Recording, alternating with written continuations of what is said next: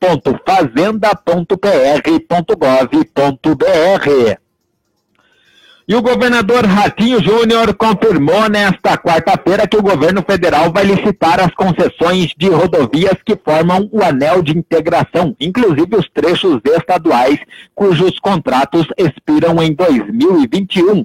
Ratinho Júnior disse que o governo federal deu anuência para 3 pedidos feitos pelo Paraná para que o processo tenha sequência: redução de pelo menos 50% no valor atual das tarifas de pedágio, execução de obras de modernização das estradas e a implantação de contornos rodoviários. Por hoje é isso, esses foram os destaques para esta quinta-feira, 14 de fevereiro. Eu volto aqui na Onda amanhã, terminando a semana. A você e aos ouvintes, um forte abraço. Ok, obrigado, Juliano. Obrigado, Juliano, que retorna amanhã aqui na programação da Onda, às 8h37. Você ouviu no Onda News Conexão Curitiba.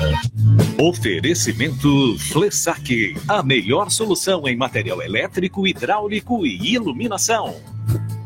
Para construir ou reformar a sua obra, desde o pequeno reparo até a decoração, material você encontra na Flessac. Elétrico, hidráulico, iluminação.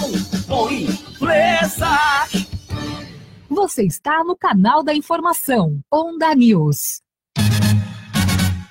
8h38. Onda Sul apresenta Onda Tecnologia, para entender a evolução dos fenômenos naturais e curiosidades da ciência. Onda Tecnologia. Participação do engenheiro mecânico Marcelo da Corrégio. Ok, agora são 8h38 e como diz o Romeu Júnior, estamos na live aí com o Marcelo da Corrégio, né? Marcelo, seja bem-vindo, bom dia. Bom dia, Onda Sul, bom dia, ouvinte. Pois é, Marcelo, vamos continuar falando então sobre carros, combustível e tudo mais, e o que você tem a dizer pra gente hoje a respeito disso? Quero bater no martelo da semana retrasada, a gente economizar combustível, fundamental é calibração de pneu, né? Então a coisa número 1 que tem que fazer, todo mundo comentando a respeito de preço de combustível, calibração de pneu é a coisa número 1. Mas que muita gente esquece desse detalhe, né, Marcelo? Não esquece que tem pneu. Lembra que tem pneu só quando fura. É verdade, verdade. Outro procedimento muito adequado é alinhamento de suspensão. Aí, aquele alinhamento completo. Levar numa empresa de qualidade, com máquinas modernas, computadorizadas, com sistema de laser, proceder com alinhamento de suspensão a cada 10 mil quilômetros, ou sempre que a gente cair em buracos que tem um pouquinho por aqui, né? As estradas do Sudoeste estão fazendo dinheiro aí para o pessoal do alinhamento. E porque pneu desalinhado, cada um aponta para um lado, quer dizer, quer seguir um ângulo diferente, o carro acaba empurrando cada pneu para um canto. Então, tu tem um consumo de combustível maior. Outra dica muito boa, o pessoal fica em dúvida, é quando eu tenho que ligar o ar-condicionado do carro, quando eu tenho que abrir janela. Tá? De acordo com o perfil aerodinâmico médio dos carros que tem no Brasil, se calcula que em percursos abaixo de 65 km por hora, vale mais a pena andar com a janela aberta do que ligar o ar-condicionado. Acima de 65, o tumulto da turbulência causada pelo ar passando pela borda do veículo torna muito mais eficiente que se ligue o condicionador de ar. Uma outra questão é o percurso que a gente deve escolher. Às vezes a gente tem que escolher fugir de subida e arrancada. Então, às vezes, vale mais a pena tu dar uma volta para poder chegar num destino final, porque o trecho é mais plano. Em vez de enfrentar subida e arrancada contínua. Imagina um carro pesado, tendo que fazer marcha para poder enfrentar a lombada, ou arrancar em sinal fechado, toda vez que tu tira ele da inércia, tu tem que consumir mais combustível para poder ganhar velocidade. E pouca gente presta atenção nisso aí.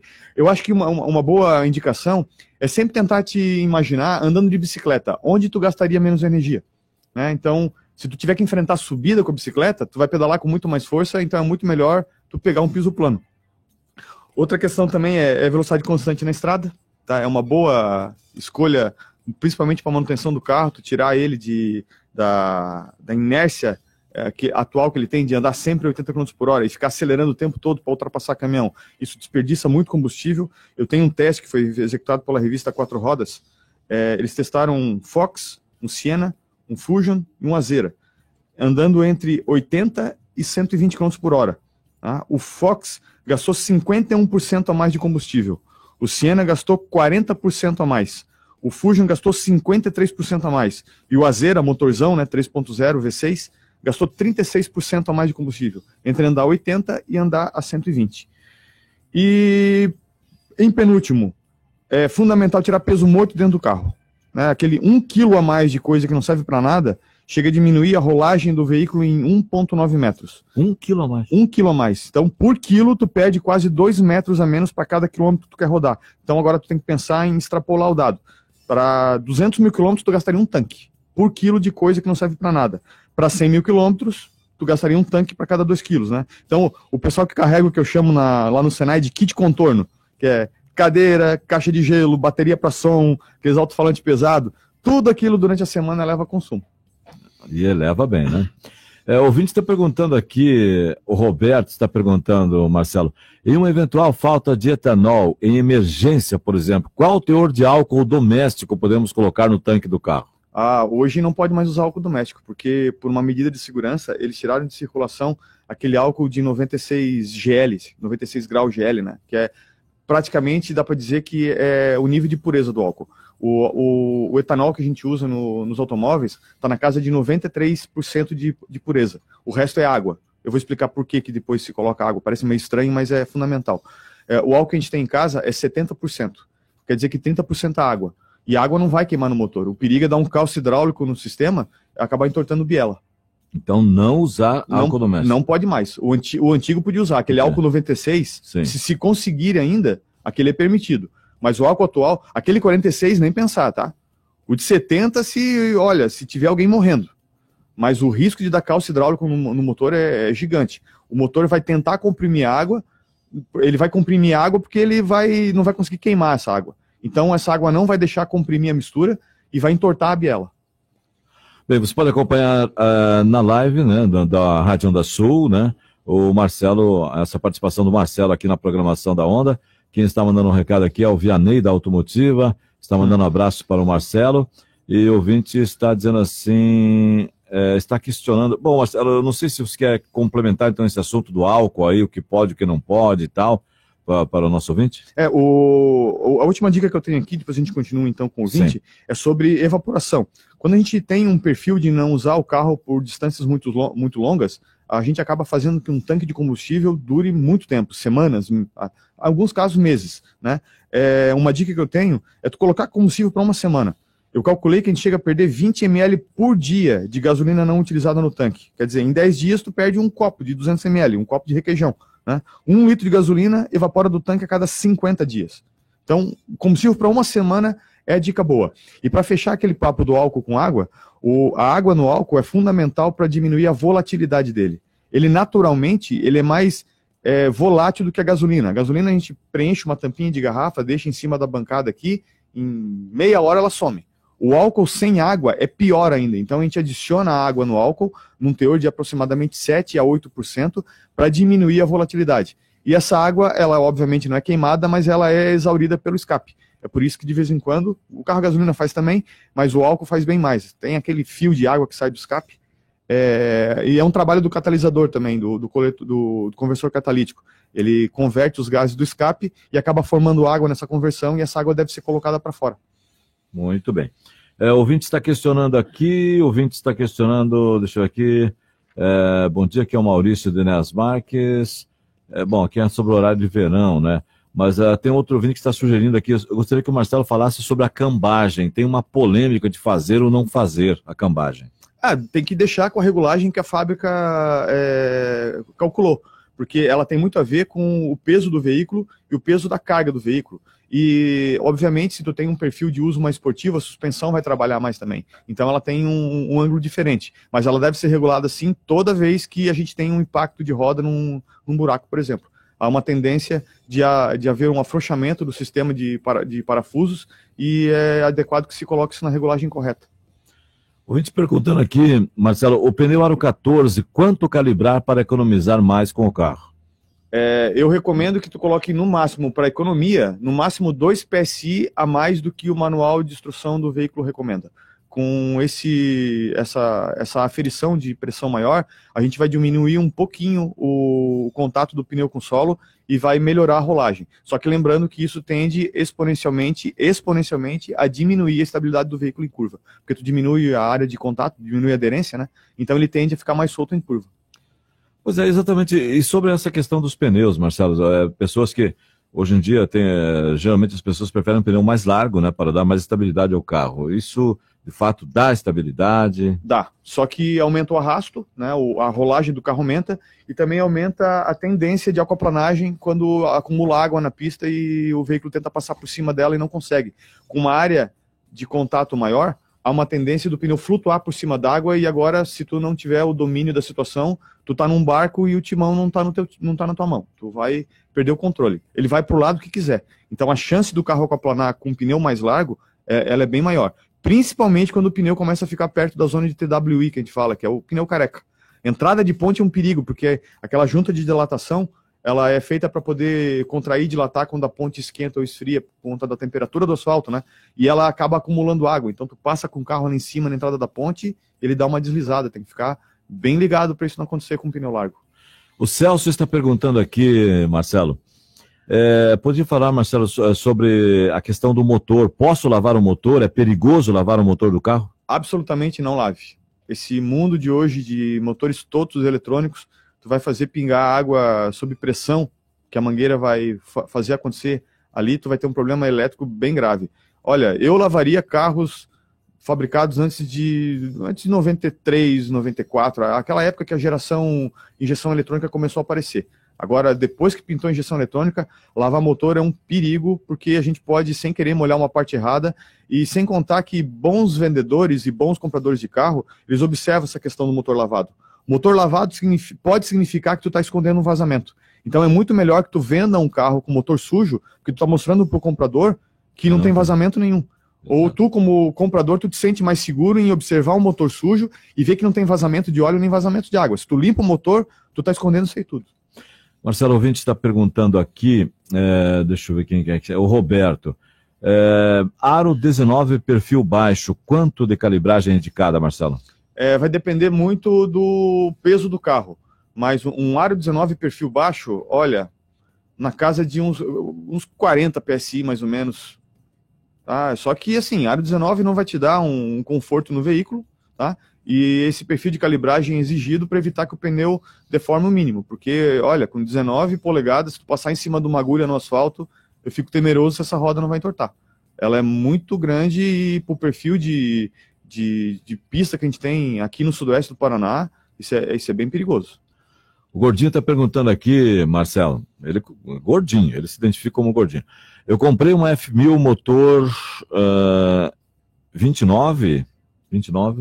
Deve ser o nome do motor? Motor MWM 29, ano 84. Eu vou usar no dia a dia. Me falaram que não é um carro bom para andar todo dia. É um carro que tem uma tecnologia de 30 anos já, então não espere um consumo e um perfil de desempenho atual. É um carro um motor meio iconoclasta já, é uma coisa para quem é um colecionador de automóvel, né? Tu vai ter um consumo maior. Ontem um aluno na sala de aula disse que está fechando o negócio com Opala, 4.1, câmbio automático, né? Falei, se tu não te importa em fazer 4,5 km com 1 litro de gasolina na cidade, vai fundo, é um carro legal, né? Um carro divertido, mas ele não é um carro que tem uma estabilidade que um carro normal teria hoje. O perfil de consumo, o Opala, tu tem que rebocar um tanque de gasolina atrás para andar na cidade, né? O ouvinte está perguntando aqui, Marcelo, o escape furado consome mais combustível? Está perguntando aqui o Celso. Consome. Vamos pensar em balanço de energia. A gente tem energia química disponibilizada no tanque. Quando tu faz o combustível queimar, tu tem energia térmica, que dispara o pistão para baixo e provoca energia cinética, que é o movimento dos eixos. Tá? Se o carro faz barulho, tu está gastando a energia química do combustível para transformar em energia sonora. Essa energia tu perdeu. Então não andar com escape furado. Quanto menos ruído o carro fizer, mais combustível ele economiza. Ouvinte perguntando aqui, bom dia, Bajo, quantas libras o Marcelo indica aí nos pneus da frente e atrás num carro normal de passeio? Na casa de 30 a 35 PSI. 30 a 35. Na frente, depende a muito. mesma calibragem? Se for um hatch, é bem provável que os 4 pneus trabalhem a mesma pressão. Tá certo. Ouvinte perguntando aqui, outra vez essa pergunta aqui sobre o Militec, Marcelo. Isso aí eu acho que os caras fazem O Vitor Hugo está perguntando. Para dar uma forçada na barra.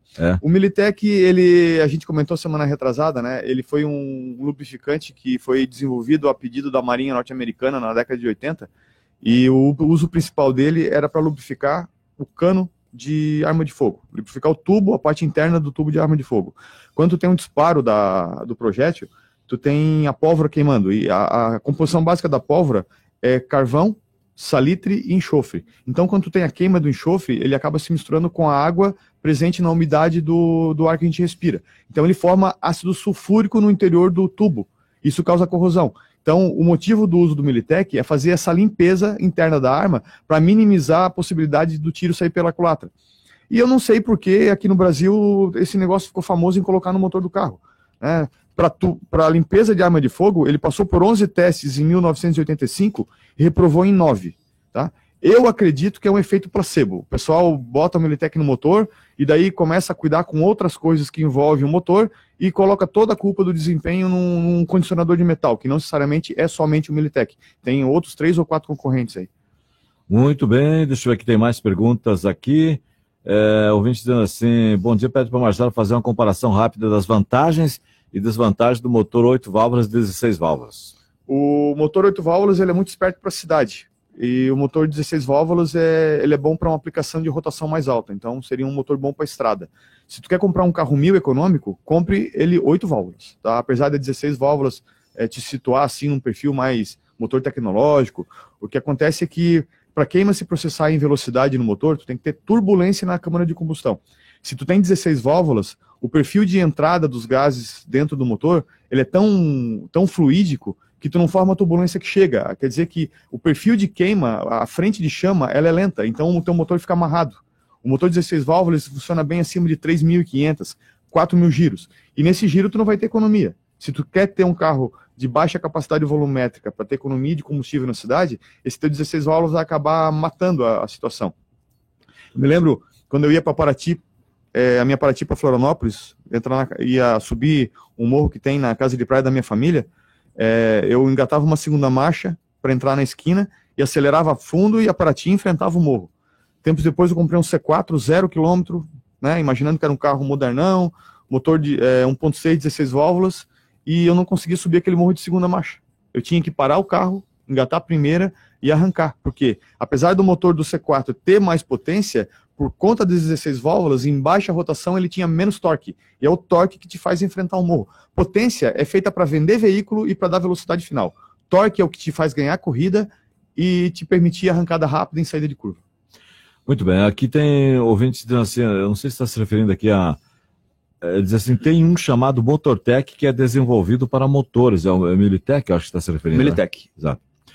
Bem, agora, Marcelo, falando sobre a questão o nosso ouvinte já levantou aqui o assunto do horário de verão, né? É o Maurício de Enéas Marques, ele diz assim, nós mudamos o horário para economizar energia e baratear, mas não é isso que acontece cada vez mais, parece que aumenta o valor da fatura, e quem é que está levando vantagem nisso? Pergunta o Maurício. Essa questão do horário de verão, afinal, Marcelo, o que você tem a dizer? Uma coisa não tem relação com a outra, tá? O horário de verão e o aumento do valor da tarifa na fatura, não há relação. O valor da tarifa, ele tem a ver com a disponibilidade, com a despachabilidade de energia produzidas pelas usinas brasileiras. Então, o que se faz no Brasil é manter todas as hidrelétricas a 100% para fazer aquela caminha de fundo de produção. E os intervalos que a gente tem picos de consumo, a gente aciona as termoelétricas. Como a gente está com um perfil de pouca chuva no Brasil, a gente está com os reservatórios perdendo carga. Então, a gente perdeu a nossa bateria hidráulica e estamos tendo que acionar muita termoelétrica para poder compensar isso. E o custo do quilowatt produzido pela termoelétrica, ela é muito maior do que a da hidrelétrica. É por isso que a gente está com uma tarifa amarela ou vermelha aparecendo por aí, que está aumentando a conta de todo mundo. Já o horário de verão, o principal uso dele é fazer as pessoas acenderem lâmpadas e acionarem equipamentos eletroeletrônicos 1 hora mais tarde, porque a gente tem um perfil de ficar na rua mais tempo, porque está claro. Né? Um outro motivo do uso do horário de verão é divisão de carga. Repara que aqui no Brasil, o local que a população está mais concentrada é no segundo fuso horário, que é o que compreende entre o sul, sudeste, um pedaço do centro-oeste e o nordeste do Brasil. O norte não. Então, quando tu coloca o horário de verão, tu acaba dividindo quem vai ligar isso quando chega em casa às 6 horas e quem não vai ligar. O nordeste não tem horário de verão, mas nós aqui embaixo temos. Então, a gente divide o perfil de consumo do segundo fuso horário. Como antigamente todo mundo tinha aquelas lâmpadas incandescentes em casa, aquilo dava um fator de consumo bem elevado, fora o cidadão abrir geladeira, ligar micro-ondas, acionar liquidificador, batedeira, né? Hoje, por conta das lâmpadas mais eficientes em LED, a gente está com um consumo bem menor para iluminação.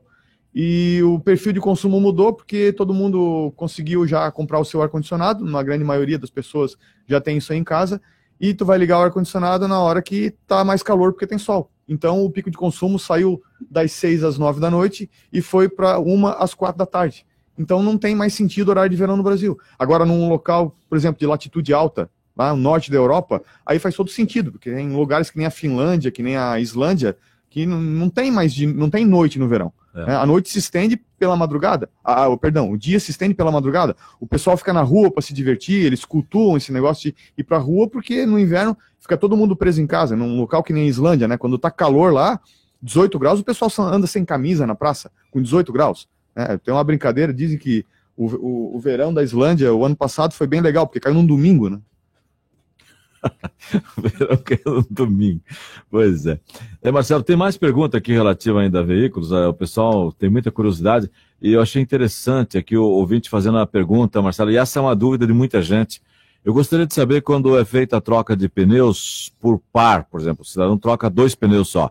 É melhor deixar os pneus novos na frente ou atrás? Isso da tua capacidade de condução, tá? Uma pessoa que é um motorista normal, olha, e 99,5% das pessoas são motoristas normais, apesar de se considerar um perfil diferenciado, tá? Eu recomendo botar o melhor pneu atrás. Atrás. Porque se tu perder a traseira do carro, a correção da trajetória, ela não é instintiva. Se tu perder a dianteira do veículo, o que tu tem que fazer é virar o volante mais para dentro da curva. Sim. O que é uma característica de reflexo normal. Sim. Né? Agora, o pessoal aí do kart que pode estar me ouvindo, vai preferir perder a traseira do carro. Então bota pneu melhor na frente e o pneu com um índice de desgaste maior atrás. Mas então carro normal e motorista normal, melhor carro ou pneu novo atrás? Melhor pneu novo atrás.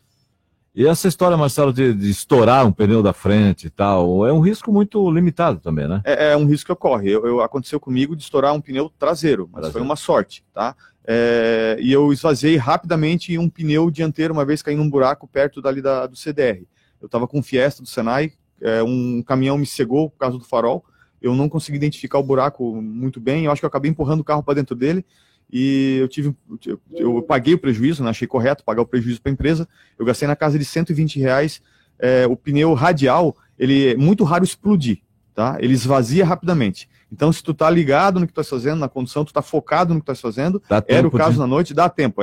Tu tem que manter o braço firme, ele vai tender a desviar em formato de S, então tu tem que fazer uma correção instantânea disso aí, e vagarosamente dando sinal, direcionar teu carro para acostamento para poder fazer a troca. Meu Deus, não para de chegar a pergunta aqui.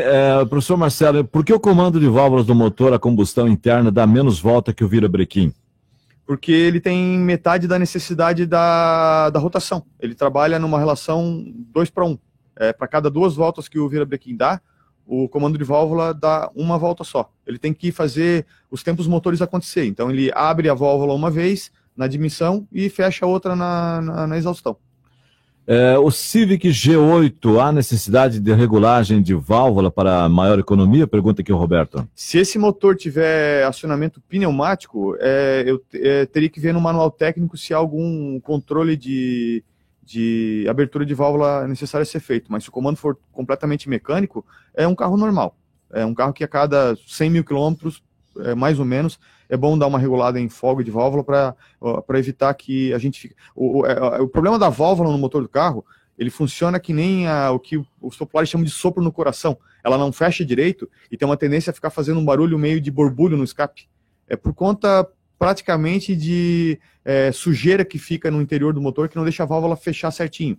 Então o ideal para ter a saúde boa do motor, é não deixar ele ficar doente. Então o que é? Ou usar álcool ou usar combustível aditivado. Passe longe de combustível comum. Ouvinte perguntando aqui, Marcelo, eu tenho uma ideia, a Ju está perguntando aqui, eu tenho uma ideia 1.6, 16 válvulas com motor e-torque. O que é esse motor e-torque? Ela está perguntando. É o nome que... É o tipo de motor, né? É o tipo de motor, o nome que a Fiat deu para o motor. Normalmente eles colocam um nome que, assim, ostenta uma qualidade do motor. Então, provavelmente, esse motor, quando foi desenhado pela Fiat, ele foi endereçado para usar nos Fiat, melhor falando. O pessoal pensou no motor com uma biela um pouco mais comprida, para poder dar um torque maior no motor para aquela capacidade volumétrica e usa isso como um atrativo de venda. Pessoal, vou fazer mais 2 perguntas só, porque senão o Marcelo vai ficar aqui até o meio-dia respondendo perguntas dos ouvintes, né? É impressionante a curiosidade que o pessoal tem a respeito de assuntos de motores, né? Porque o brasileiro é apaixonado por carro, como já dissemos aqui, todo mundo sabe, né? O ouvinte está perguntando aqui, e os testes do Militan, feito em motor sem óleo por um tempo em alta rotação até 10 minutos ou mais, Marcelo? É o Militec. Militec.